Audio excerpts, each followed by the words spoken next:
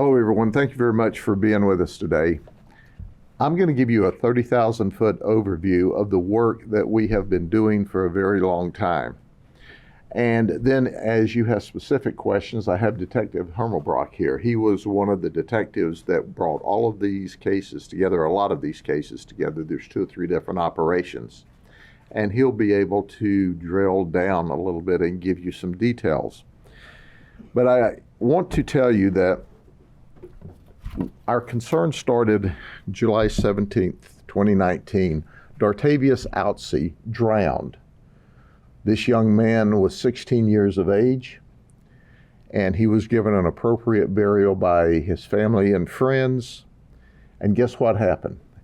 Some gang members disrespected his grave. They danced on it, they took videos, they posted it. And as you can imagine, that would set us all on fire. Well, it certainly set his brothers and friends on fire, and a huge conflict began. And I give that July 17th, 2019 date as the beginning, and I'm going to read through some of the timelines after that, and then I'll introduce my colleagues to you. So, beginning in 2019, there is rumblings among the different street gangs, and most of them are what I call the kid gangs, the younger group. They're in their teens and early 20s. Where we started an investigation in 2019 against a nationwide gang. Now, normally I don't use their names. I've already done a press conference on this, but it was the Sex Money Murder Gang. This investigation began, and ultimately we ran it between 2019 and 2022, and it culminated in what we call a T3, or a communication ordered intercept by the courts. We made 41 arrests in that particular operation. And during those 41 arrests, we arrested the entire hierarchy of the gang in the state of Florida. The president, the vice president, the secretary, the treasurer. We also arrested the president of the North Carolina chapter. So we decimated that gang, and we were very proud of that work. And we saw a lot of their gang activity diminish. We also still to this day see a lot of conflict that is occurring between the gang as they try to restructure. But still, with that magnificent investigation by our detectives, and you see the organizational chart over here to my right, the gangs went on. In 2020, we had 6 drive-by shootings, and that's a low number for the entire county. We credited a lot of the work that was ongoing at that time into the Sex Money Murder Gang as a reduction. During 2020, we also did another T3, or an intercept investigation, called Operation Hotwire. Now, why did all of this occur? Because we saw this bubbling up, and we heard the chatter in the streets. In 2021, we went from 20 drive-by shootings to 16. And then during that year, when we went to 16, Darron Outsey was killed. Okay, this is Darron. He's only 20 years old. He was shot and killed. And he was in this vehicle, in this drive-by. They left the bowling alley in Winter Haven and had a running gun battle up and down the road all the way into Florence Villa. That was worked by us and the Winter Haven Police Department together. It started in the city. As soon as they left the parking lot, it ended up in the county, and ultimately we worked that. Now let's progress. In 2022, we jumped to 63 drive-bys and gang shooting. And in that year, Ira Footman was killed. Okay, I'm sorry, Ira Footman was killed in this car. Darron Outsey was killed in Haines City. There was an arrest made in the murder of Outsey, and of course, we made the arrest of Footman. Footman was shot up in this particular car. Still, the event went on. In 2022, on one night in the Lake Wells area, in the unincorporated area, there was 2 drive-by shootings. Those 2 drive-by shootings occurred, one on Laura Road, and a 19-year-old young lady was shot. And you go, well, what was she doing out late at night? Well, she wasn't out late at night. She was in her house. And then a few minutes later, there was another drive-by shooting where a 12 and a 14-year-old girl were shot. And that 12 and 14-year-old girl were shot. And you go, my goodness, what are they doing out? Well, they weren't out. They were in bed. And had they been sleeping traditionally in the bed with their head up at the headboard in, you can see this particular picture, certainly one of them would have been shot in the head and there would have been a murder, but they happened to be sleeping sideways in the bed. So when the bullet came through, it hit them in the lower extremities and they survived. That was a gift from God. But the interesting thing about that particular shooting is those folks in that house had nothing to do with the gang. They meant to shoot up the house next to that house, but they didn't. They ended up shooting up the wrong house to get back at a gangbanger. So in 2023, between January and July, we had 32 gang shootings. These shootings were not only in the cities of Haines City and Winter Haven, the unincorporated area. The police departments are working their investigations and coordinating with us. We're working our investigations. But at that particular time, I met with my colleagues from the churches, and 2 of the representatives are here today. The vice president of the Ministerial Alliance for Polk County, Pastor Johnson, Curtis Johnson, is with us, and also Minister Irvin Mahoney. They're going to speak with you in a minute. They were among those that we met with first. And I said, gentlemen, I need your support. We've heard you and we've heard from you because the community saying, we had a grandmother's house shot up in Winter Haven, in the city of Winter Haven. When a grandmother can't sleep peacefully at night because she catches an errant bullet, that's over the top. I work for these gentlemen as well as the rest of the people of Polk County, and when they said, Sheriff, we need to step it up. And even though they were cognizant of, and we had been working hard doing T3s, what we found, we were getting the more organized folks, the older folks, but we weren't getting these kids that were running and gunning. And as I said at the time, we are not going to allow kids to shoot kids. We're not going to allow kids to kill kids. So as I met with the ministers, and they were not only totally supportive, but then they said this, we'd like for you to report back to us. So the investigation goes on. We created a gang task force, and we talked about that. Every police agency in the county joined with us at the gang task force. FDLE put resources to it. Our Attorney General, Pam Bondi, also the U.S. Attorney's Office. We all work together in order to deal with this running and gunning. Now, ladies and gentlemen, I can tell you that we hear that, oh, these are just kids. They're 16, they're 17, they're 18, they're 19. I want you to see something here.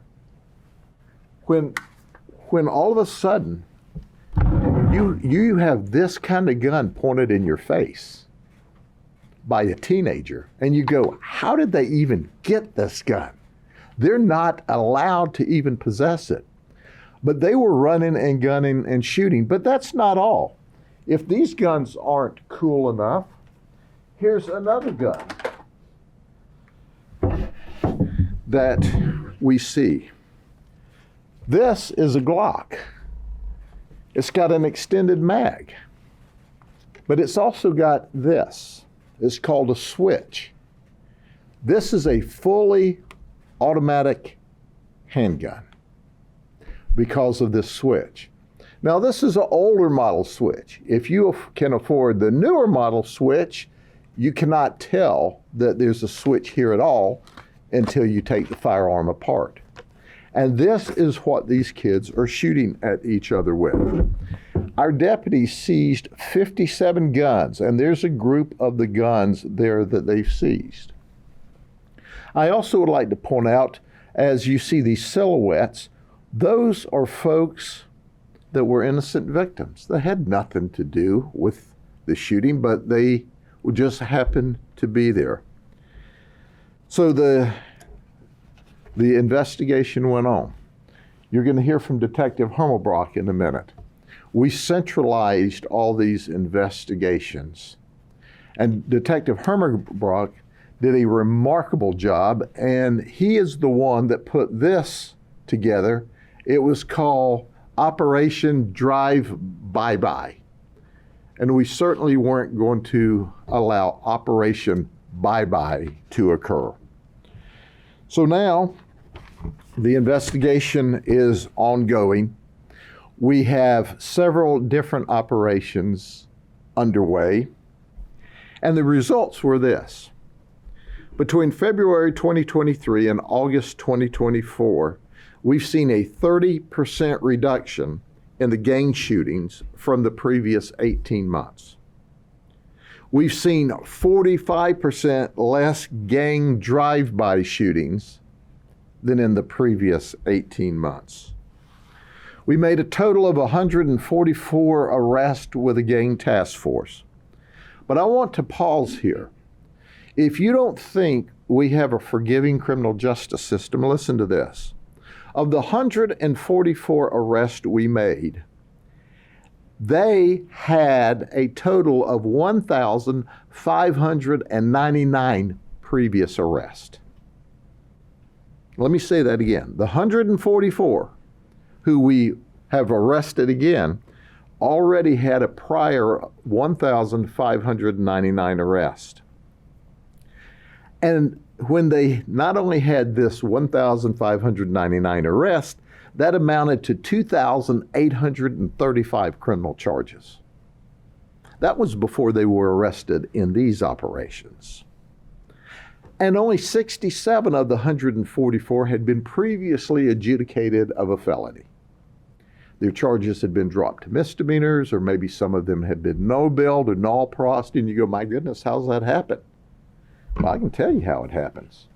When somebody sticks one of these guns in your face and goes, you really don't want to testify against me, do you?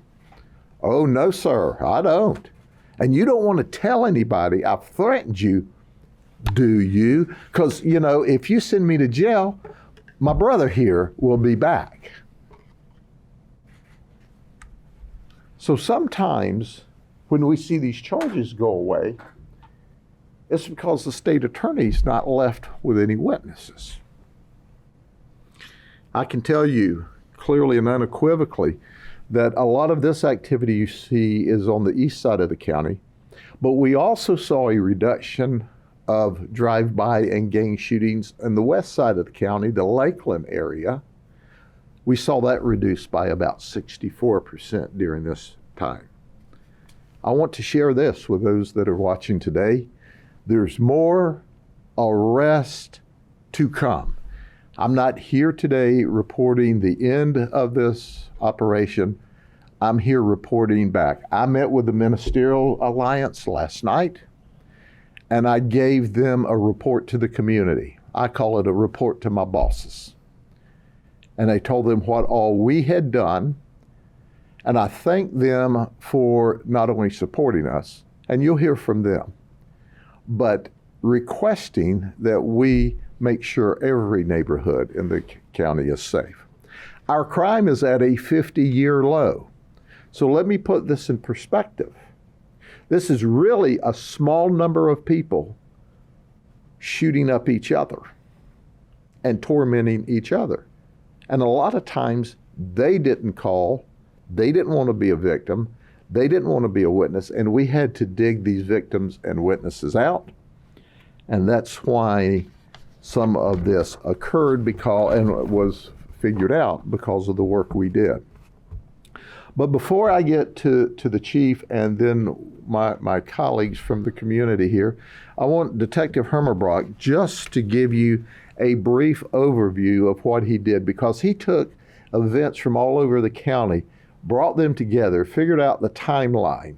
So he's going to give you a brief understanding of what he did to bring all of this together. And I believe it's safe to say the overwhelming majority, if not all of them, that have criminal charges pending are still locked up in jail. That's another reason this year we've seen our shootings go down, because it may come as a shock to some people who want to hug a thug. But when you're locked up in jail, you're not shooting up kids in the neighborhood. When you're locked up in jail, you're not robbing people. When you're locked up in jail, you're not shooting into little old ladies' houses. When you're locked up in jail, you're not murdering people. So, Detective, come talk to him for just a minute. Thank you, Sheriff Judd. Good afternoon. My name is Detective Hermerbrock with the Major Crimes Division. On July 5th of 2023, I began a drive-by shooting investigation in unincorporated Winter Haven. During this investigation, 2 residences were shot, and we determined that the target location was a known gang member's residence. Just to be clear, this residence has been shot at 4 times within the past 2 years, reference to gang retaliation and gang violence. Unfortunately, as I said, 2 residences were shot. The intended target's neighbor, unfortunately, their house was also shot with an elderly couple asleep inside. From that investigation, I was able to link, as the sheriff said, working with Winter Haven, Haines City, and district detectives, to link 5 other drive-by shootings in relation to gang violence. In a lot of these shootings, automatic weapons were used, as the sheriff said. These are illegally altered firearms, making them fully automatic. They are able to shoot a rapid number of rounds in a very short period of time. From that investigation, we were able to also solve other violent crimes to include possession of the machine gun, armed burglaries, grand thefts, carjackings throughout this from 2022 up until the current time. Let it be known that these gang members did target other gang members, but unfortunately, 3 innocent people were shot during this violence. Anything else? Thank you, sir. Thank you. Chief? Good afternoon, everyone. My name is Vance Monroe, Deputy Chief of Winter Haven Police Department. I'm just here to say I am thankful for the leadership of the Sheriff's Office and the Sheriff for bringing this task force together. We can look around this room and see the results of their efforts. But what you can't see here around the room are the young men and women whose lives were changed, who are not taking that path. That's why it's important that these partnerships continue. This has just strengthened our resolve at the Winter Haven Police Department to continue with these partnerships in this task force. And Sheriff, once again, thank you very much for your leadership in this area. Thank you, sir.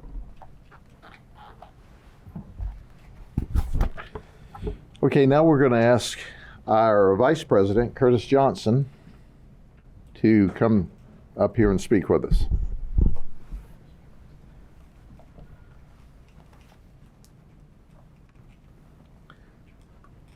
Thank you, Sheriff. I'm the Vice President of the Polk County Ministerial Alliance, and I came to support our great sheriff in this endeavor because it's not only one community, it's all of our communities. And I think that we must band together as a church. And this is why the Polk County Alliance have met with the sheriff on more than one occasion. And we believe together we stand, divided we'll fall. And we're not gonna back down with crime. Thank you. Thank you, Pastor. We have Minister Irvin Mahoney. Good afternoon, everyone. I'm Minister Irvin Mahoney of the Parkview Christian Life Center in Haines City, Florida, where Pastor Henry L. Babers is my pastor. I wasn't one of those guys, but I have a testimony that these guys in the early 1990s, they changed my life, and they changed my life forever. And they took me to jail, and they talked to me, and they told me things about my life that I wasn't doing right. Officer Riley carried me to jail. He knew my family. Officer Riley knew the Malsby family. My uncle is the big city commissioner in Lake Alfred. But Officer Riley carried me to jail in 1990. He went by McDonald's on 6th Street, Grady, and he bought 2 Big Mike hamburgers and French fries. Y'all know Officer Riley. And I was handcuffed in the back. I said, well, maybe Officer Riley gonna feed me a little bit before I get to the jail and get locked up. But Officer Riley stopped beside the road before he transported me. And he ate both of those hamburgers and all those French fries, and he didn't give me a drink of the Coke. And that right there was one thing, but then when I went in the courtroom, Miss Frazier was in the courtroom, and she said, you come from one of the best families in Florida, why are you doing what you're doing?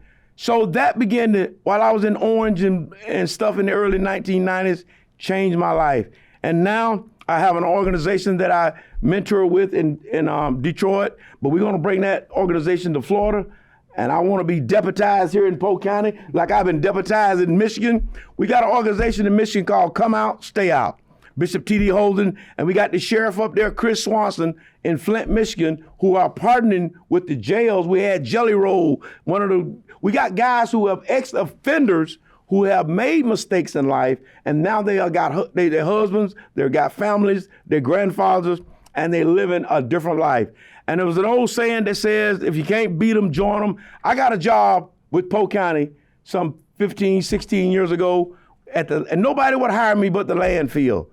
But Mr. Palmbach, Larry Palmbach hired me. Kim Byers was assistant director at the landfill before Ms. Anna Woods came in, but they gave me an opportunity. And I saw then that I had a chance. And then, Mr. Grady, I began to work for the guys that was on probation. And they sent me one day to pick up 13 guys from the jailhouse one Saturday. And I realized that I have arose, that I'm not the same gangbanger, I'm not the same cocaine addict that I used to be before 1990 because of these men arrested me and because of Officer Riley eating those 2 Big Mike burgers in front of me and carried me to jail and I was hungry. But it changed my life, and now I have a book out that's called I Left the Jailhouse on My Way to the Crack House, but I stopped by the church house. I partnered with Michigan, but I want to partner with Polk County right here. I'm a minister. I'm preaching funerals of young men going out, coming back from jail and prison, getting on fentanyl, and they're dead. And we got organizations in Detroit, whereas we got Arcans and we got things that we're trying to make a difference in Saginaw, Lansing, and Detroit, Michigan. But I live here in Polk County. My main objective, Mr. Grady, I'm going to join forces with you. The church is going to join forces with you, and we're going to stop this gun violence. We're going to stop this stuff that's going on in this great community, Polk County. Thank you, Minister. And that's one more example that it's not just the arrest, it's the aftercare. Now, these 3 young men here that I pointed out, Demetrius was 16 when he was stabbed to death inside the Publix on 6th Street in Winter Haven, and the Winter Haven police made an arrest. Ira was 22, and Iran was 20. They don't get to grow up. They don't get to grow up because people had guns. And I want to say this one more time. This menacing gun was taken off of a 15-year-old boy. Now, can you imagine a 15-year-old boy running with a gang and how dangerous that is? That's what our law enforcement officers are facing every night in order to keep the community safe. So crimes at a 50-year low, we're thankful for that. but I pray every night for the men and women in law enforcement as we're going to make a positive difference. And these folks that think they're going to run and gun and get away with it, they're wrong. They're super wrong. I'm going to send them to prison for a very, very long time, just as soon as our prosecutor, Brian Haas, who's the best, gets a conviction. He's all in on this with us, and he has vowed to stand shoulder to shoulder with us and make sure that we don't allow this community, as it continues to grow by 100,000 people in the last 4 years, to become the next Detroit or Chicago or LA. Okay? Are there any questions for any of the team here? Sheriff, your youngest arrest is a 15 or 16-year-old. Has your investigation revealed how they are being recruited? And also, are there any intervention measures before they even enter a gang?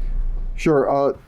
A lot of this is communication now is social media. They, like everyone else, are on social media. They're making their rap songs, and they're disrespecting other people or other gangs. For example, in the city of Lakeland, and I don't give the name of the gang, but one street is named for one gang. The very next street over. Now, these young guys grew up together a block away, but they're in a totally different gang. So at the end of the day, it's all about being cool. Look at this picture. That's why when people say, oh, my grandson, he's 15, he's 16, he's just a child. This is what people are seeing in the streets. This is what these kids look like in the streets. And they will kill you graveyard dead. And unfortunately, we have the evidence to prove that. So, but they've got to outcool each other. So a lot of it is social media. That's how they brag. That's how they market. You know, back in the day, we used to fight a lot of gang graffiti spray painted on the side of walls. Well, my goodness, it's hot outside. Now they do it online. They've made it real easy for us to keep the neighborhood clean. So that's how a lot of it occurs. And then it gets to be retaliation. Keep in mind, when they disrespected Outsie's grave, this is a 16-year-old kid, a boy. Then the shooting started. And then this gang shoots, and this gang retaliates, and this gang shoots. And we're arresting people. But they have no conscious understanding what the rest of their life in prison means. Because despite this gangbanger being shot and killed at a very young age, one of his buddies goes and shoots another one, knowing that we're arresting people and they're disappearing into the system for a very long time. So they're brazen, they're bold, they're immature, they have no understanding of life, that a life term means a life term. And that's why we're trying to educate on the backside. Let me close with that. We have a GRIP unit. It's called Gang Resistance Intervention Program. And every day we counsel and we mentor these kids in our school system. We have a prolific program to work with these kids at the schools. Now, here's the news that I can't share with you because you can't measure it. You can't measure the absence of an event. So we can show you what shootings occurred. We can show you who we arrested. But we can't show you the dozens and dozens and dozens of kids that didn't get in the gang or got out of the gang or didn't get shot or didn't shoot, because we can't measure the absence of an event. But we can tell you that all of that working together, our school system is remarkable. They not only want us there to protect and keep the kids safe, but they want us there to counsel and mentor the kids every day. That's why we have a 50-year low in crime. But if you have one kid that shoots one kid, that's unacceptable. So when we get to 0 drive-by shootings, 0 gang retaliations, and 0 kids being shot, and 0 kids getting these guns, and they're getting them off of the streets. They can't walk in and buy them. then we'll know we're successful. But as long as you have anyone shooting at anyone, it's not acceptable. So I'm looking at all of these photographs, and it's almost all black males. What are you doing for that particular community to try and prevent this beyond grip? I mean, do you have community partnerships? You know, it's interesting that you say that. First off, you see we're here with the Ministerial Alliance. So we are dealing with our intervention at every level, starting with our ministers and the communities, and all of our programs are focused.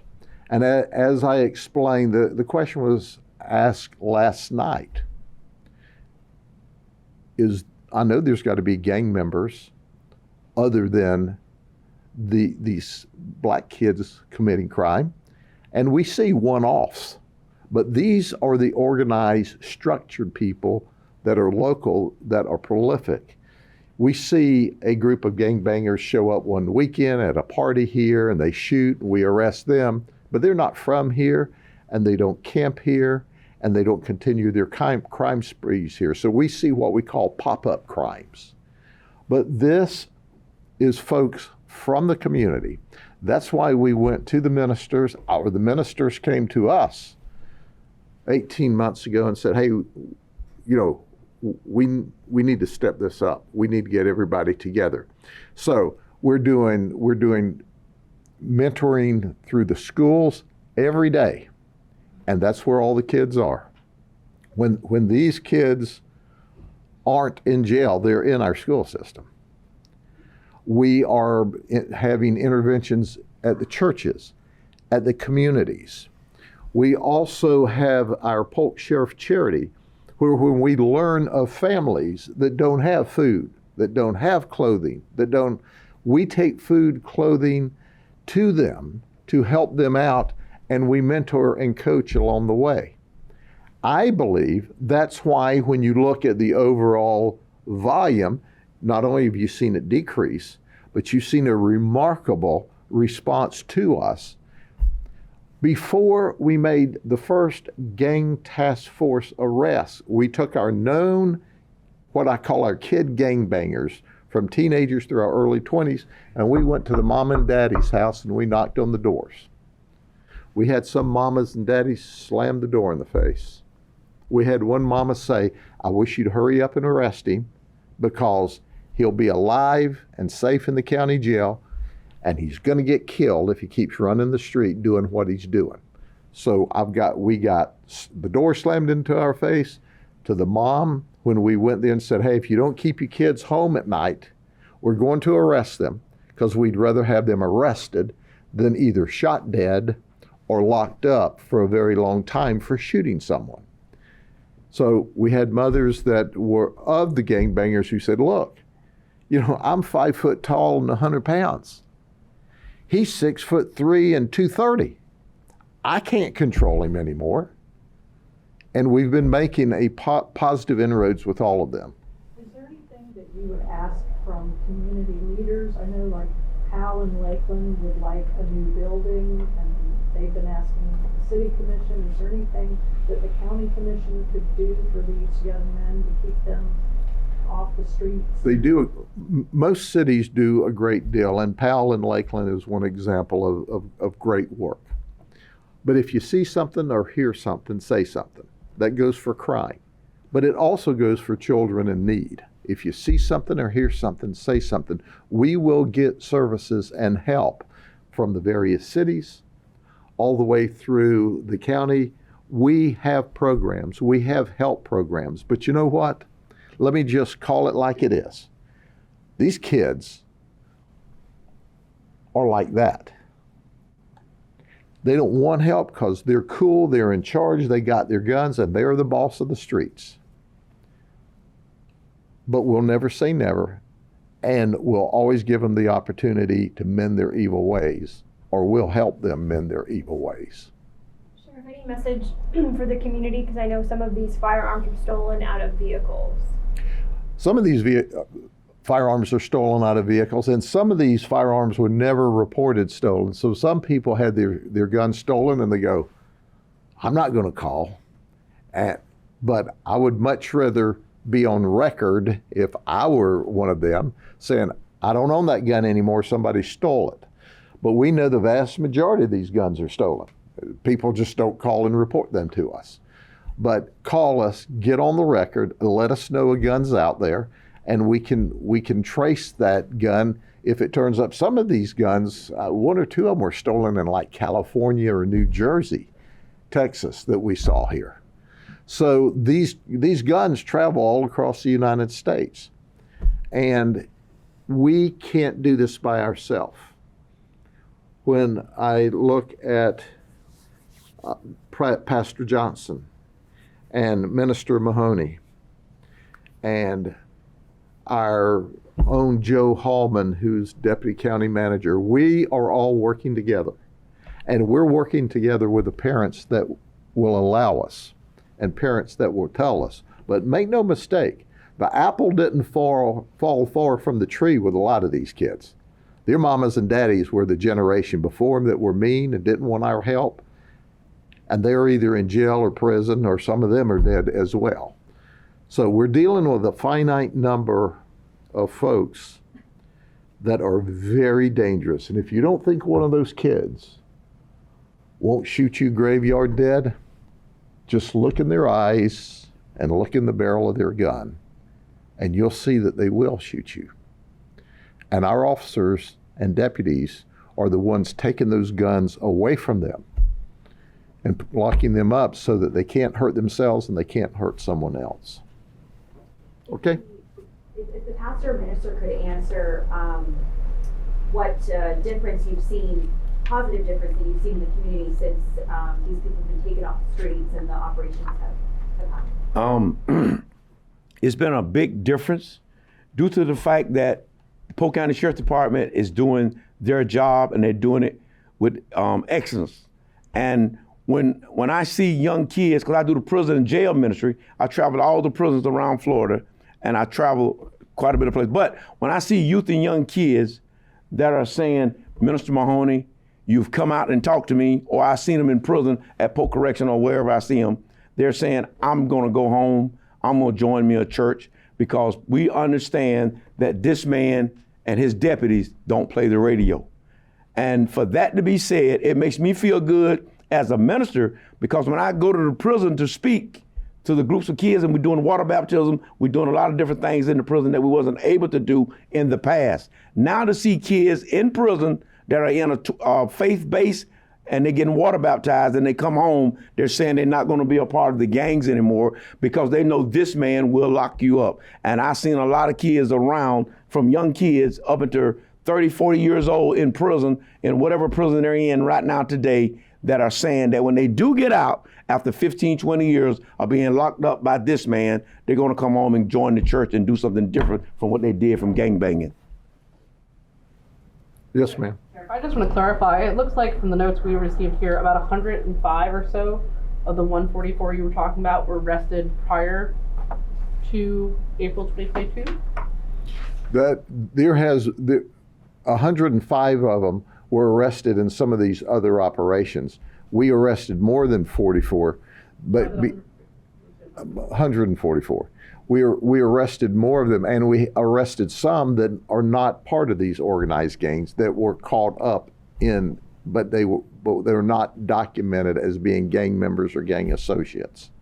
So they don't only run with other gang bangers. They have associates, and so when you look at the numbers and you add them together, you know, this number may appear to be different from that number because some of these arrests may not have been in the gang. Sure, is the task force open-ended? No, yes, it's open-ended. It is not ending. It is, and my last statement, stand by. There will be more arrests. I was going to say, it seems like a lot of these were focused, as you said, on the east side of the county. These groups were on the east side of the county. We also saw a 64% reduction on the west side of the county as well. And you will see more arrest. But make no mistake, if you want to commit crime, some of you are going to get away with it for a while, no matter who you are, whether you're in the gang or not. Some of you are going to get away with it for a while. But stand by, we'll get to you. And there are people that will watch this social media and your television station. They don't realize it, but they are going to jail. Because we have zero tolerance for people who shoot at kids. Or shoot at anybody, but especially kids. But when a 15-year-old has a AK-47 Draco style handgun, that's a scary thing. Okay? Thank you very much. Appreciate it.